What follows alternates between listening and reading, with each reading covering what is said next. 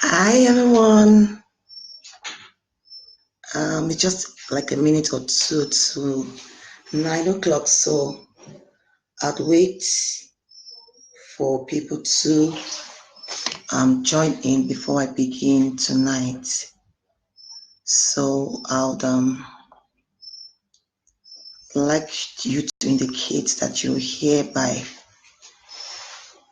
saying hello or just hitting the like button so I can see that you're online, and then I'll begin.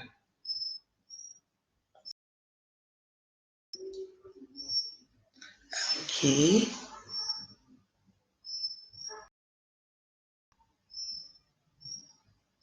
Okay, so I'm waiting. If you're here, you're live with me.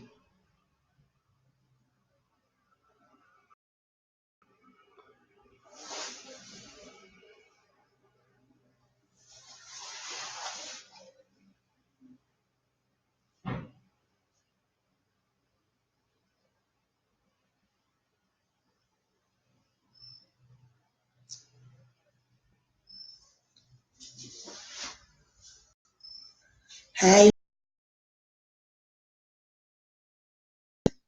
I'll just wait for a few more people to join in before I begin.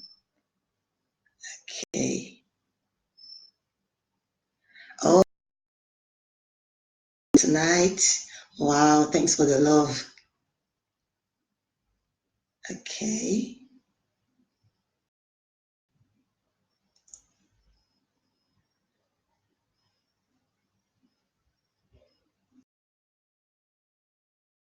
Begin right away. Wendy, do I have the permission to begin? Speak to me.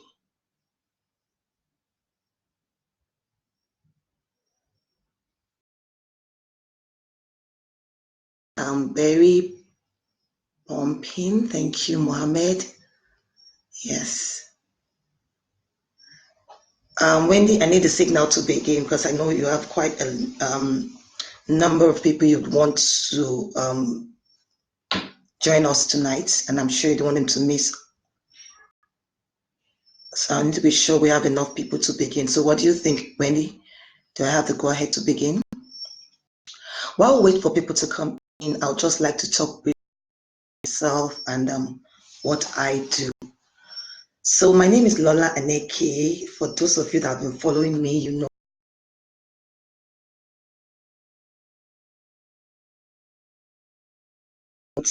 educator, trained in the US. And what do I do? So I train, I empower, I teach individuals with disabilities. I also, thank you for joining in Chinyere. I train individuals, their parents, caregivers, and as many people that are interested in knowing about the issues of disabilities and special needs. And what is the whole essence of this? The whole essence of what I do is to empower people so that they can know that individuals living with disabilities can live to their fullest potentials. So they can live full adult life opportunity. The limitation is actually from us because we've not been able to understand them and how to reach out to them. So that's why I'm also the founder of called the Dewdrops Community Center for Special Needs. I also am the CEO of Cadet Academy. I always say to people, Cadet Academy is a mouthful. It's an acronym known as Comprehensive Autism and Related Disabilities Education and Training Academy. Thank you so much. Thank you to the entire Intentional Parents group. It's such a privilege, and I'm really honored on managing and parenting a child with special needs. I've been privileged to listen to a few people who had spoken on the Intentional Parent conference, and pretty much a child is a child, be it a child with special needs or a child with without special, or a child with disability. or disability. And so the what is the reason for the behavior, then the behavior itself and the consequence. You now, from what information you've been able to gather, then you'll be able to say analysis, behavior intervention plan will be. So that's our reaction to that behavior, or how to put any behavior that is not into execution. So generally, pretty much, I'm not going to focus too much on managing that child. What I'll be focusing on is more on what educational services are available for these children. And I was given this, what will be the best, what will be the best information out there. And most of the time, with parents, I can say to what kind of educational services are available for my child. Others, I've seen a man who for almost a year or two, he thought his child was living with autism, and he kept on going to the autism support group. I was at one of those groups one day, and he said he'd like me to meet his son. So I invited him over to my office, and when he came, as soon as the child was walking, I knew the child was living with cerebral palsy. So I realized that some parents do not even know the kind of their children are living with. So tonight I will be talking about the various kind of disabilities as much as I can cover. There's so much, but I think I'll just dwell on the most common, the most prevalent one in this part of the world in Nigeria, the ones I see. And then I'm going to be talking about the various educational services available. So I believe I'm talking to a lot of parents tonight because it is the Intentional Parent Conference. And I want every parent who has a child living with special needs or disability to be in when it has to do with behavior management, choice of educational services for their child. So I want to begin by explaining what a disability is. So a disability is an inability to do something. There are different reasons why that inability is in place. And most of the times it has to do with neurological, it has to do with how the brain functions with the nerves and that carries information to the brain. I'm trying to make it as layman as possible. Sometimes some of the disabilities are also physical. So for example, a person might have issues with their muscles. It could be genetic, and I'll try to explain as time goes on also. The various common disabilities that I've seen, autism. So autism is a neurodevelopmental disability that affects an individual in three major areas, although there could be a fourth one also. So one area is the social interaction. So there's a deficit in that individual's social interaction skills. There's a deficit in their verbal and nonverbal communication. Then you find out that these individuals often repetitive and stereotypic behavior. And the last I said sometimes could be, it's part of what are the signs of autism, sensory integration disorder. So the person could be talking about autism. Another common one is learning disabilities. So when you hear of dyslexia, dysgraphia, dyscalculia, mostly these kids, you find them a lot in the classroom setting where a child is having issues with language comprehension, fluency, reading, writing, and there's a reason for that too. It's not like the child is lazy, as people always term them, or uludu. Like I said, it has to do with how the brain functions. Our brain controls a lot of things about us. So for those kind of children, they did not ask to be born that way. I always say God is supreme in his way, and it's not always about what the mother did when she was pregnant. So that's about dyslexia. We also have cerebral palsy. We have Down syndrome, which is a chromosomal actually Down syndrome is usually categorized under intellectual disability, so which is also has to do with the chromosomes. We have visual impairment. We have, and that has to do with maybe partial loss of sight or total. And then we have hearing impairment, be it partial or total blindness. We have communication disorder, where it's either the person is not speaking at all, or the person is not able to communicate, or the person has delayed speech. In the US, there's a category of this, special needs. If you observe, I've been interchanging the word special needs or disability. What special needs simply means is that if an affecting the individual's ability to study in an educational environment requires special needs after an assessment, so that's why you can refer to the person. Another kind of special needs that's category we have is also the gifted students. So gifted students are with special because they do not learn the typical way. So you have to find ways to engage them. Otherwise, they'll be bored and they'll get lost in your classroom. So these are the few kind of disabilities that I've seen that are very common in Nigeria. In different parts of the world, there are some that are more prevalent than the other, but what I've seen mostly are the ones I've talked about right now. We also have orthopedic impairment, where it has to do with probably the bone maybe the person was involved in an accident, or there's a fracture or amputation of any part of the limb. So that's another example of disability or special needs. Now, sometimes a disability might not be a special needs because if it's not affecting learning in any way, then you do not really qualify for special needs. In developed countries, there are different laws that qualifies you to say this child is living with special needs, or this child is just having disability that does not need extra support. So that's just the whole idea of disability and special needs.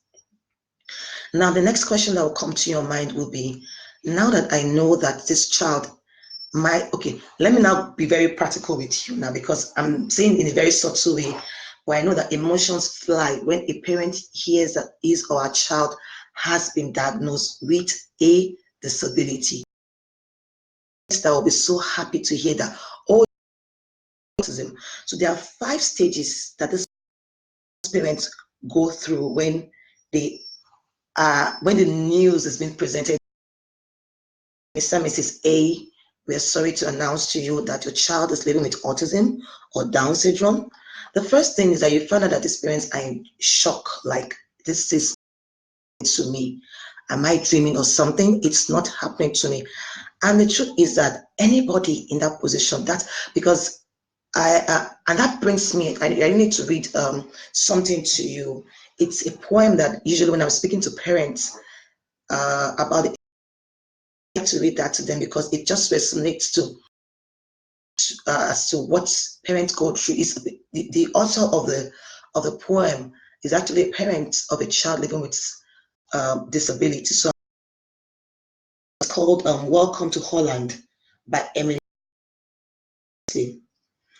So I read, I'm often asked to describe the experience of raising a child, to try to help people who have not shared that unique experience to understand it, to imagine how it feels.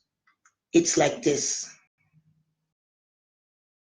When you're going to have a baby, it's like planning a fabulous vacation trip to Italy. You buy a bunch of guidebooks and make your wonderful plans to the Colosseum, the Michelangelo David, the gondolas in Venice. You may learn some handy phrases in Italian. After months of eager anticipation, the day finally arrives. You pack your bags and off you go. Several hours later, the plane lands. The stewardess comes. Welcome to Holland. Holland? You say, what do you mean Holland? I signed up for Italy. I'm supposed to be in Italy. All my life, I've dreamed of going to Italy. The flight plan. They've landed in Holland and there you must stay. The important thing is that they haven't taken you to a horrible, disgusting, filthy place. full of pestilence, famine, and diseases. It's just a different place. So you must go out and buy new guidebooks, and you must learn a new language, and you will have met. It's just a different place. It's slower paced than Italy, less flashy than Italy, but after you've been there for the whole of breath, you look around and you begin to notice that Holland has windmills, clips. Holland even has Rembrandts. Everyone you know is busy coming and going from Italy, and they are all bragging about what a wonderful time they had there. And for the rest of your life, you will say, yes, that's where I was supposed to go. That's what I had planned. And the pain of that will go away, because the loss of that dream is a very, very significant loss. But if you spend all your life mourning the fact that you didn't get to Italy, you may never be free to enjoy the very special, the very lovely things about Holland. This for me explains exactly what every parent who has gotten the diagnosis that their child is living with disability, every parent get pregnant, they do their best to keep at all the visit to the hospital, the prenatal visit, and all of that. And then you have your child, and then the doctor says to you, your child is living with disability. Of course, you're in shock. What did I do wrong? This is not happening to me. And then the next phase is, no, over, God forbid, it's not me, over my dead body. In Jesus' name, it's not me. You are in denial. You're saying this is not happening. No, it's going to talk. I think something's just wrong, just for a while. And then from that, you get sad. Like, I've been waiting for so long. This seems to be happening. And then anxious. Will he ever talk? Will he ever walk?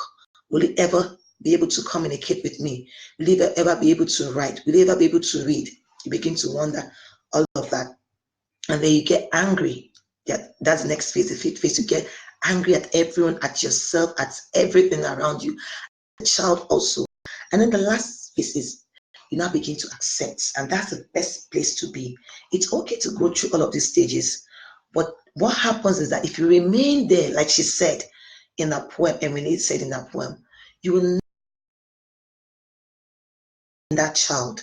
So the best thing is, yes, it's okay to be in denial, it's okay to be sad, it's okay to be anxious, but then you need to get yourself together and face reality, which is acceptance.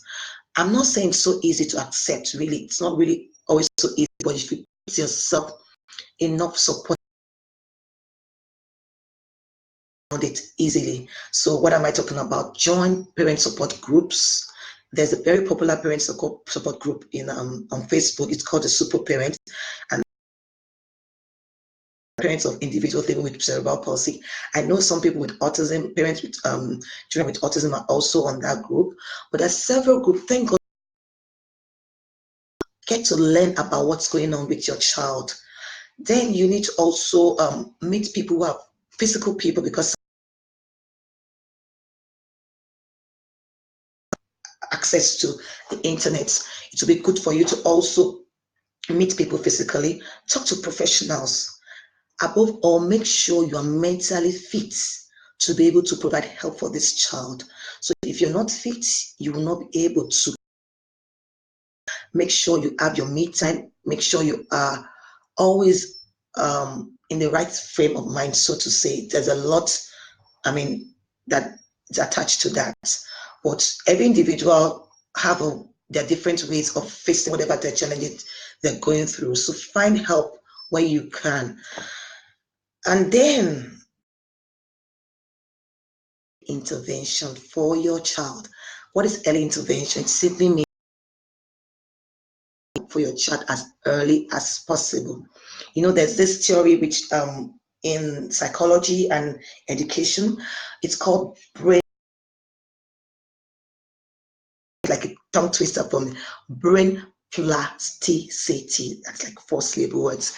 And what that it simply means that the brain tends to take it's beginning to form from that time to about 5 years. They're about 2, 3, 4, 5 years. It's forming, and then it can take more. I mean, as we grow old, of course, most of us learn things. That's the theory of the growth mindset and all that. The brain can take more, but at that moment, that's the foundation where you need to get as many things as possible in there, and then they begin to build more on it. And that's why early intervention is very, very, very important. Now, early intervention services could range from physical intervention, cognitive intervention, behavioral intervention. It could also be educational intervention, depending on the need of the child. So what determines the kind of intervention you would be looking for that your child will be the diagnosis. So if it's autism, remember autism is a spectrum. It could, some children might not exhibit the four deficits. It could be one or two, but that is what determines the kind of intervention your child gets. And it's always good to make sure you go through a formal, standardized assessment to be sure that you have the right diagnosis, and also it points you in the direction of the proper and the right help your child will be needing. I'm very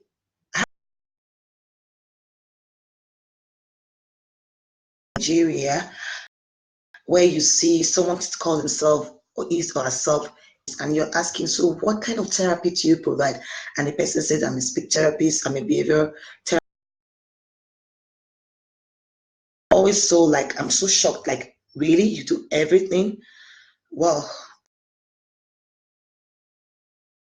it if one person will meet all of those needs. The real thing is that it's supposed to be a multidisciplinary approach. It involves a lot of professionals. So you have the physical therapist, if it has to do with physical issue, you have the behavioral therapist, you have the special needs educator, maybe the neuropediatrician. You also have the parents also have a role to play, even in area of the assessment and the diagnosis. Social worker, if there's a social worker in place, everybody needs to sit together and look at what exactly is going on with this child. Sometimes a formal standardized assessment, but the most important thing is that you have to get the right diagnosis, and then it's help you to chart the kind of intervention and the goals to set for this child. 2, 5, preschool age. Usually, the kind of services for these children are usually like this. In Nigeria, we don't have enough, not enough primary school education. So most times you find out that there are centers. We have centers that provide such services. So you need to find out the services that your child will be needing. But like I said, it's good for you to be intentional about your choices. So for the ages of probably 2 to 5, with the preschool age, early intervention service for these children. But for you to be intentional about what you're doing as a parent, you don't want to dump your child on just anybody that claims to say that they are specialists in that field. For me, it's no brainer to ask the person, what's your background? Do you provide? And don't forget, you need to equip yourself, because if you do not equip yourself on the kind of this living with, you'll be confused. Remember the example I gave of the man that was in an autism group, but his child was living with cerebral palsy. So he was in the wrong group. So he's going to be getting the wrong information. And it's always so good to equip yourself. Parents. A lot of information is online. If you Google autism, you find information. And then it depends on what website you're going to. It's always to research and evidence-based website. If you Google cerebral palsy, a lot of information is out there on YouTube, on Google. Equip yourself with information. Know the kind of services your child will be needing, as opposed to just dumping that child with a center or a service provider that says, I can do this and I can do. What you need to ask these people, the first thing you ask is, if I were a parent with a child with special needs, I want to know the kind of services the person is providing. So are you a special needs educator? If you're a special needs educator, what services can you provide for my child? Is it educational support? Is it behavioral support? Is it cognitive support? Is it a physical support? Is it occupational therapy? I need to know. And if you're telling me that, okay, for example, I met a parent said to me, my child is living with autism, and when I saw the child and the diagnosis, well, she said to me, I need a brush. And I'd seen that child, and the child was not experiencing any sensory integration disorder. I didn't. I observed him for like 5 days, and I didn't see that. So I said to her, "Why do you need a brush?" Oh, the therapist. She said the therapist said to me to get the brush, and then would brush him at different interval. And my question is that if your child does not need that, why would you get a brush for the child? So you need to know exactly what you're dealing with. You need to pick your battles and pick it one after the other. And one thing we need to know about children with special needs or disabilities is that you cannot solve all the problem at once. The other. Sometimes you can do it concurrently, but most times you need to pick. If I'm working on a particular behavior, you focus on that behavior, and then you focus on another behavior and another. So you need to have a way to set your goals as to how to meet this child's need. So once that is done, for early intervention, there's several things that could be done. It could be behavior, like I said, and then academic support also, because a typical 3 to 4, 5-year-old needs to know the ABCs, the 1, 2, 3s, and all of that. And let's not forget that disability could be mild. The categories of disability could be mild, it could be moderate, it could also be severe. So you need to know what exactly, and that also helps you to limit how you compare your child with another person's child. So I hear a lot of parents saying, oh, Mrs. A has a child living with autism, and she does this, she does that for her child. So I'm going to try and do this. It's a no. You need to know what exactly is going on with your child, because the way a particular child, the symptoms or the signs of the disability differs from another child. Whatever the disability is, like I said, it could be specific as to what is going on with your child before you now decide on what to do. And I always say, look for professional help. So people keep saying, don't give children sugar, don't give the children this. And I always say, for me, yeah, well, it's your choice, but don't forget that sugar is also needed. The child also needs sugar. So first and foremost, be sure. People say, oh, some children are really energetic, and people just conclude it's ADHD, so take off sugar, forgetting that when you take off sugar with that proper dietary test, you might be depriving that child of sugar that he needs, and then it now becomes ADD. It's now too quiet. It's now not functioning the way it's supposed to function. So we need to be very wary of how we take advices and how we just take somebody else's issue and then make it as your case is unique to you and to you alone. Now that's about the early intervention phase of the child. Now when the child is about 6, like I said, let me go back to early intervention again. Sometimes, in case your child's issue is such that the child might actually need help in the home, the intervention has to be hospital. There are some levels of disability that the child needs constant medical support. So it means that the child has to always go to the center. Sometimes the service can be brought to the home, and it can also be brought to the hospital, depending on where the support is needed. So that's about early intervention. Now, going forward, if, for example, the right conditions are placed, evidence-based practices being put in from a severe case to a mild case, or from a mild case to a moderate case, then the possibility of that child moving into a school is high before, and then the child is now doing make sure that the child is school ready. So when people say to me, oh, my child has never gotten any form of support, but I want it to be an inclusive school. Yes, inclusion is the way to go. However, is the school able to provide? Now, this is what inclusion is all about. Inclusion means we understand what is going on with your child and we're willing to bend every rule so that the child will benefit in an inclusive school. Not every child will benefit in an inclusive school. However, inclusion can be practiced in different ways. Now, inclusion could be total full inclusion, where the child is 100% in the classroom with neurotypical kids.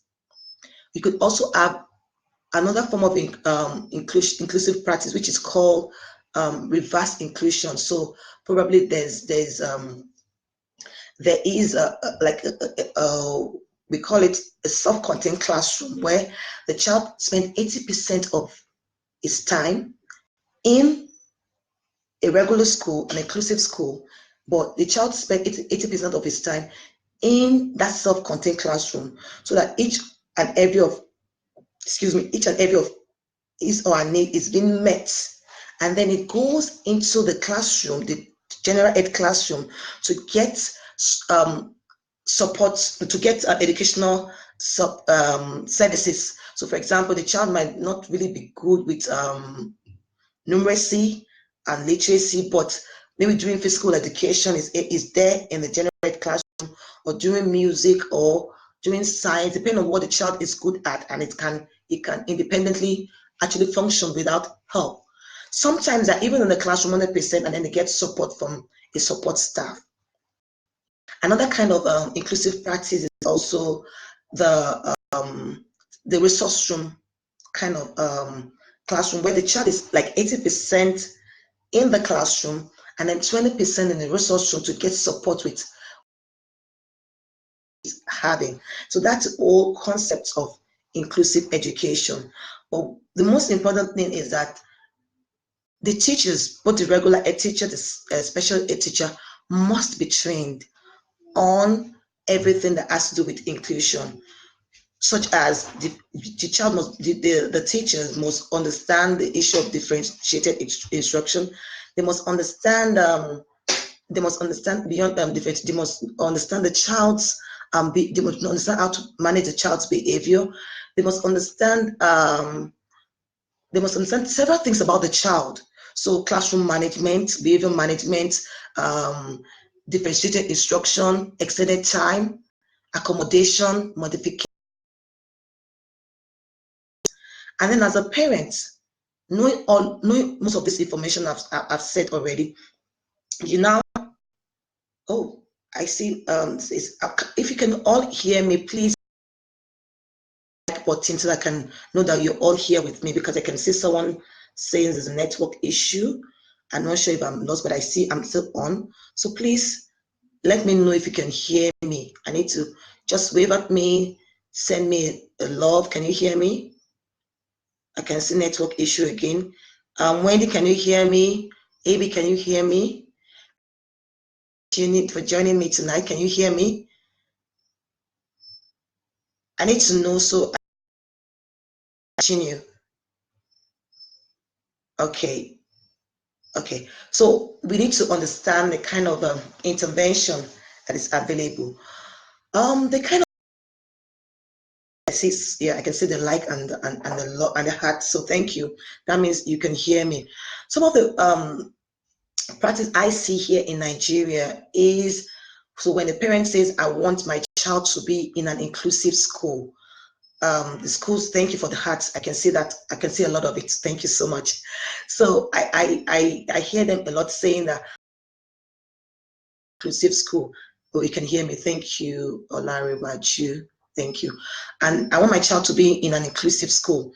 And they say, oh, just get us what's that word? A therapist. I always want to. I have my reservation regarding that too, because sometimes we realize that in Nigeria there are standards really and truly in the special needs policy. There's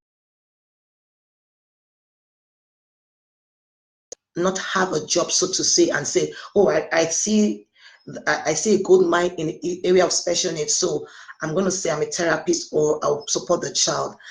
I am not saying we are there yet education, with the practice of inclusive education in Nigeria. But then you want to be sure that you're placing your child in the right hand. The other day I was with some group of therapists, and one of them was saying ADHD is for adults and autism is for younger children. I'm like, excuse me, what is this person going to offer if it was meant to shadow my child or support my child in school? Yes, they might be able to help in other ways. So probably the child needs help with changing of diaper or cleaning up after them. They might be able to help. But if that person has not learned about the theory of teaching, because teaching is a theory, you have to know the theory of teaching, that different way children learn. If the person doesn't understand what the curriculum, how to teach, teaching is a very, very delicate profession. So not anybody can teach. So what you find out is that because those people have not been trained to teach, and that's one thing I give kudos to in developed countries. If you are not a teacher, if you're not a certified teacher, you cannot teach. There's a difference between a support staff and a certified teacher. It's okay to be a teacher, and then you learn through collaborative consultation and other forms of consultation. You could learn how to work with that child. But if you don't have any background in teaching, then it might be tough for you, because what happens is that the child is now mostly dependent on you. The child may not be able to stand on his or her own. The child might not be able to attain independence, and then you find out that the child keeps depending on you. So you need to, the therapist, so to say, understand the theory of learning, how the brain works, what is happening with that child, so there's no issue of abuse whatsoever. And to be an intentional parent, you need to know all of this and be able to provide support. And probably I've seen parents that have done it so well. So they get someone, they ask and they equip that person, they train that person, and they follow up with what is going on with their child and with the school. They want to see reports. That's another thing we need to know. You need to gather information about your child. You need to have daily report about your child. You need to have progress monitoring report about your child, monthly report. You need to sit down with whoever is that report for your child, chart a way forward. And also, that's also the purpose of an IEP. It's not just goals. You want to know the child's present level of academic performance. You want to be able to project where you move the child to. And it's the parent's right to be there at that meeting. Because the truth is that the parent, let's give it to the parent. So you know a lot about your child. You want to tell the service provider, this is what is going on with my child. And for goodness sake, you can decide what you want for your child. Together with the professional, the multidisciplinary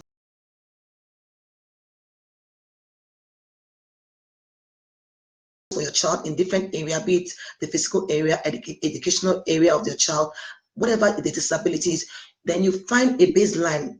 At this time, we're going to check where the child is and move on to the next goals you've set for the child. So that's basically the summary of your child, identifying your child's disability, finding the right kind of early intervention support for your child. And then if your child must go to an inclusive school, what should be the criteria you should be looking for? If my child or will not attend science classes, can he be getting a form of recap on what he has learned? Child being in a self-contained classroom, with the child being in a resource classroom, and with the classroom teacher being involved. The classroom teacher is a critical part of the child's individualized education plan. So sometimes I hear schools saying, oh, the classroom teacher is busy with about 20 students, and facilitator take care of everything that has to do with that child. That is not inclusion. Inclusion means everybody, the teaching, everybody understand what inclusion is. And the only way to do that is to be equipped, to be trained, and to understand what inclusion is, and to appreciate what inclusion is. I don't know if you have any questions. You can begin to throw in questions right this moment, because I've been able to summarize all that you need to know when it comes to providing the right to be the right kind of support for your child when in the area of education. The truth is that special education is very, very wide. If you all that I have said this evening, I'm open to questions right now, and I'm more than happy to answer your questions. Okay.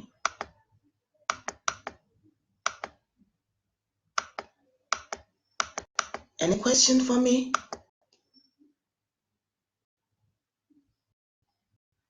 Yes, sometimes it might be a special needs.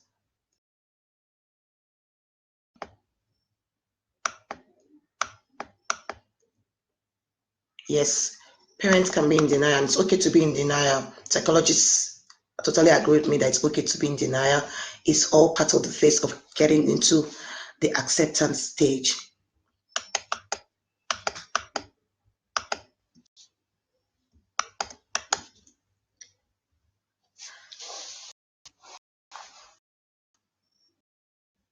I'm waiting.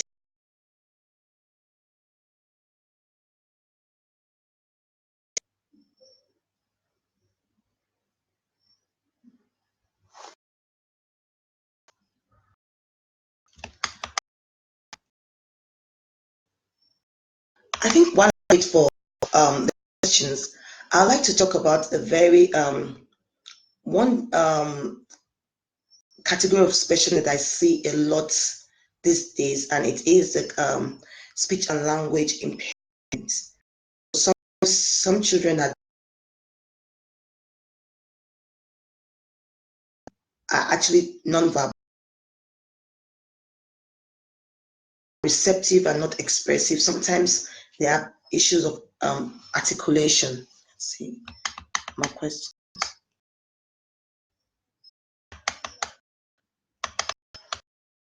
Sometimes uh, they have issues and not able or they're clear. And parents usually ask the questions, why my child is non-verbal or is speech delayed? And I always say to parents, look, language and speech comes hand in hand. So if you look at phonological awareness and phonemic awareness, when we say A, the sound for A, the A is the grapheme, and A is the phoneme. Every word we speak just has to do with language. So as I speak, Lola is my name. The sounds in my name, what are the letters? Lola. So language and communication go, and a child speak, but it does not determine reading.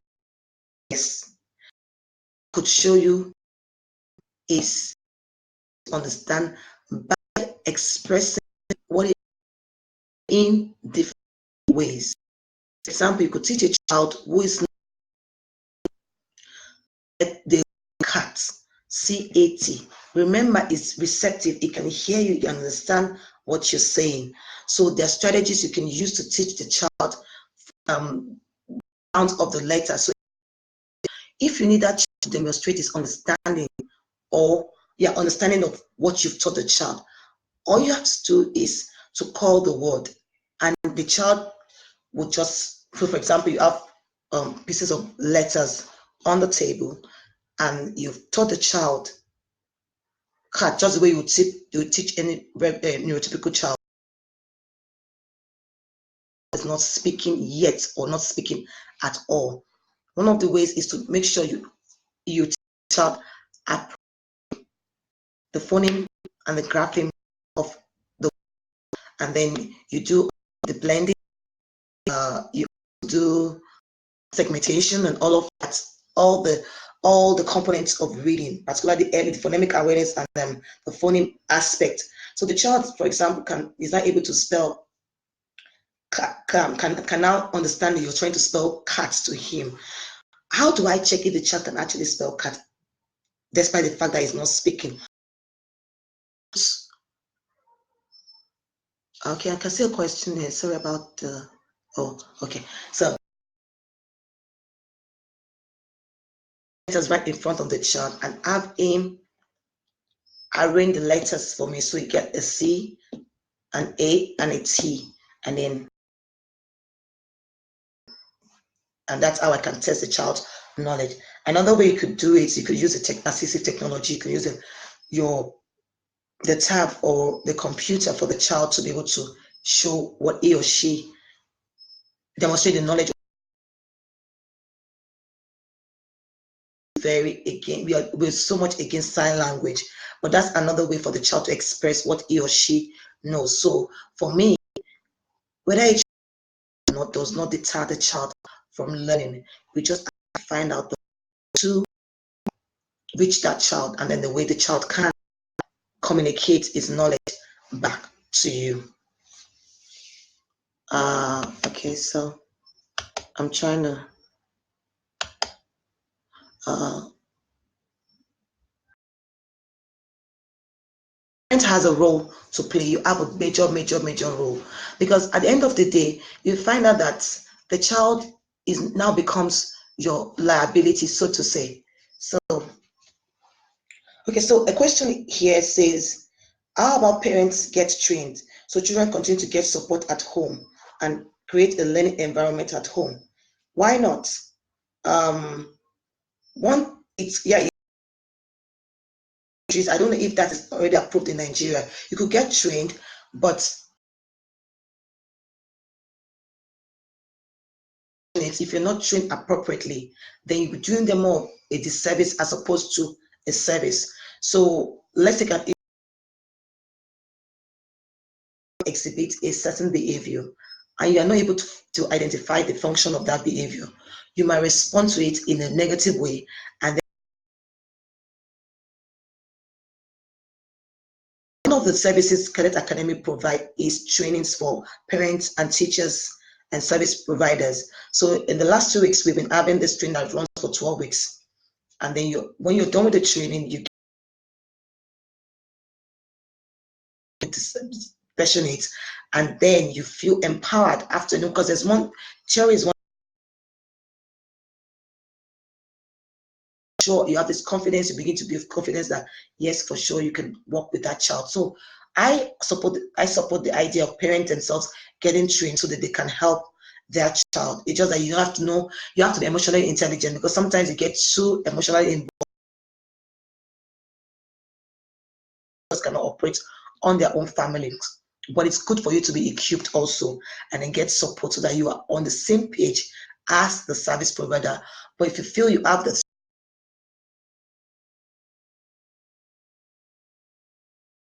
children and they provide the support that their child needs.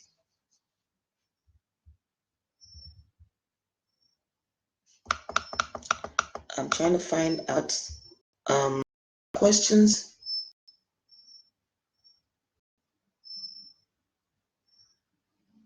Yeah. Okay.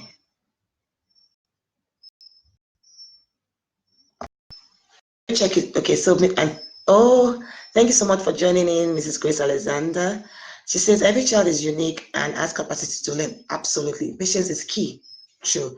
For us at the Cadet Academy, our core value is PURPLE, which stands for passion, understanding, resolve, patience, love, and early intervention. So you must have all of this. You must have all of these characteristics deep.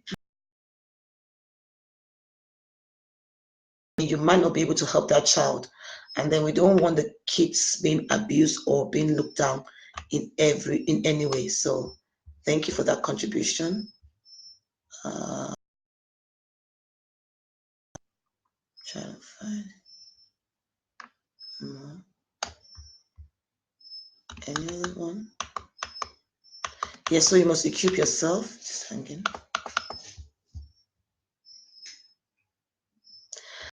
So I'm waiting for the question.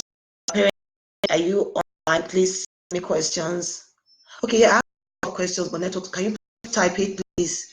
I'm open to questions right now, to answer questions right now, and I'm more than happy to answer your questions. Absolutely, it's okay. So when it's asking, is it okay to homeschool these children with special needs? Absolutely. If you have all it takes, remember that different theories of learning. So you need to understand how your child learns and what works for your child. So your child can be a behaviorist learner. So you need to find out exactly what works for that child. Like I keep telling people, not everyone can teach. If you're not trained to teach, then you'll be doing that child a disservice. I need to reconnect this.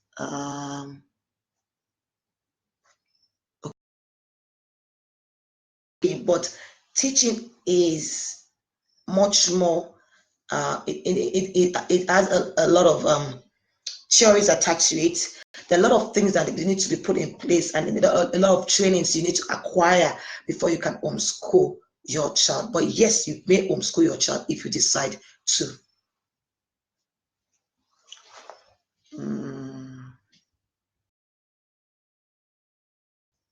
Yes, so look for professional help.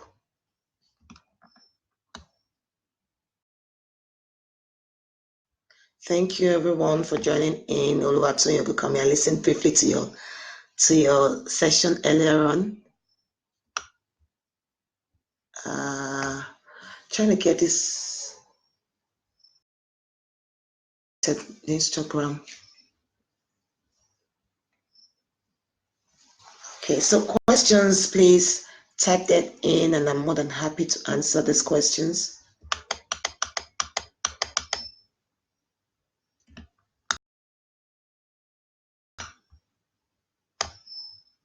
Okay.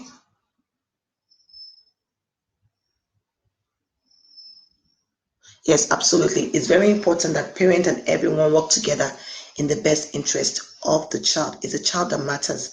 It's not about what you feel. And that's why it's good to take trainings in education, training courses in education.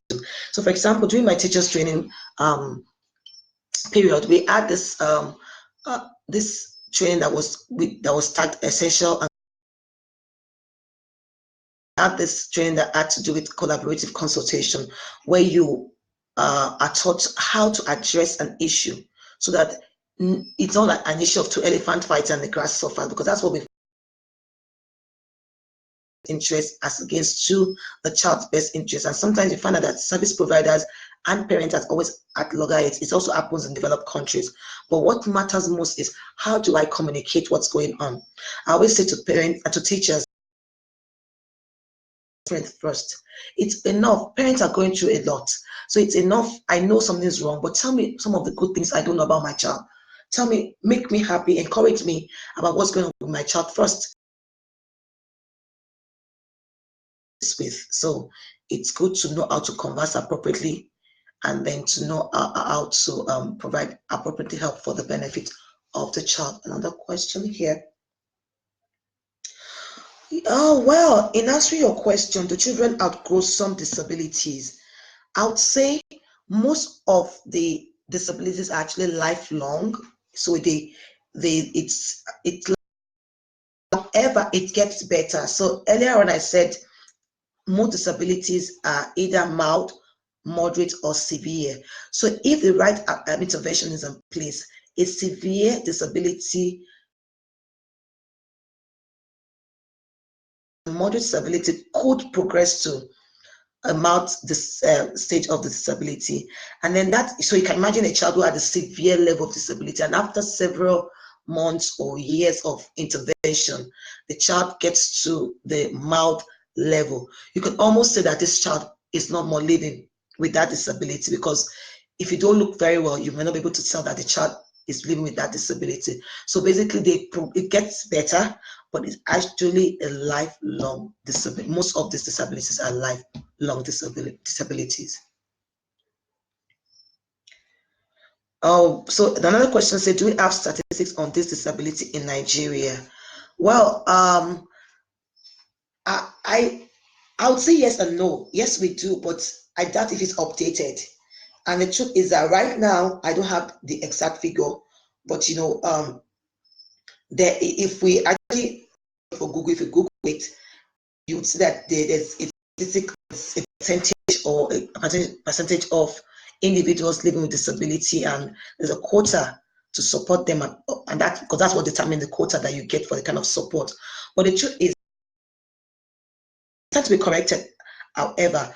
But okay, for example, so I was at inclusive inclusion uh, and they were talking about how they provide support for individuals with disability and how they took their data. And all they were speaking about was individuals with physical disability. You know, some disabilities cannot be seen. Sometimes you see, I could be this looking, I could be living with autism and mental. So people don't even categorize such disability.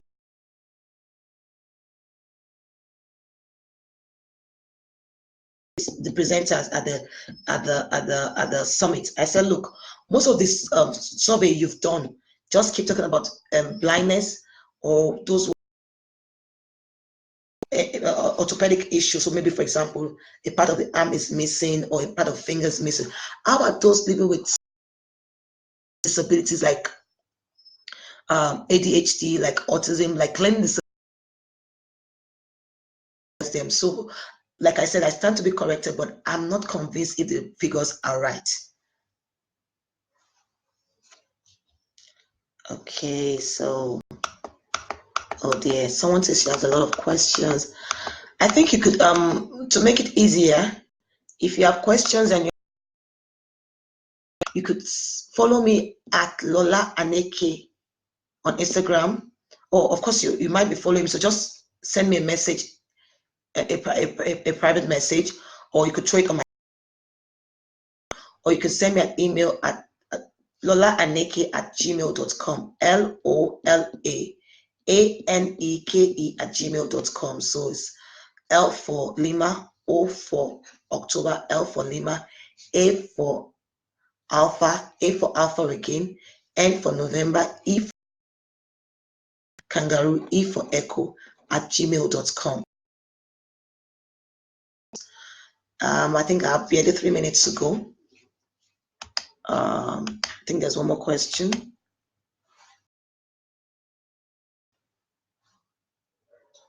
Okay, one more question.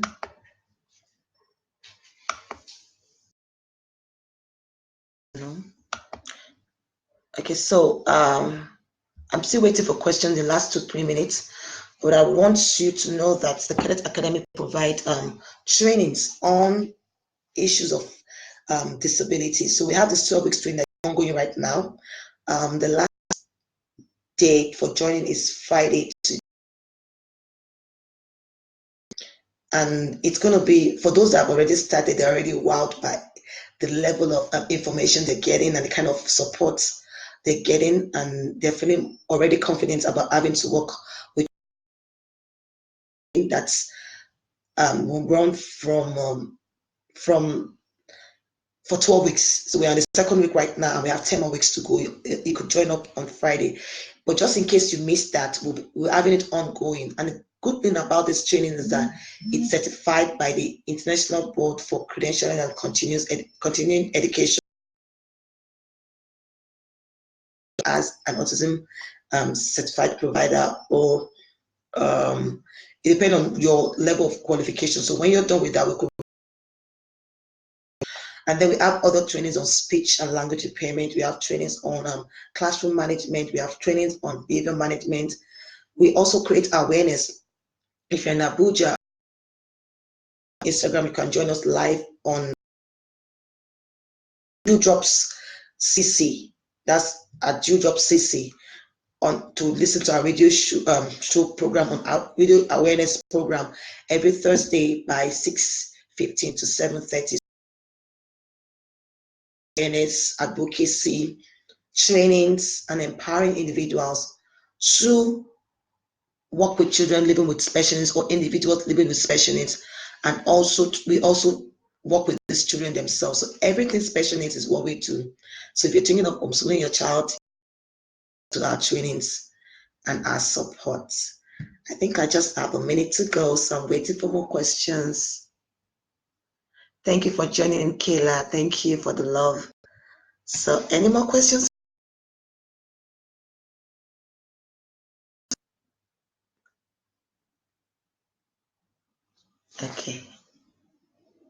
think I'll have to go now. Thank you so much, Intentional Parent Group. I'm now a lifetime member. Thank you so much. It's been an amazing experience. Thank you all for joining me tonight. See you some other time. Thank you. Good night.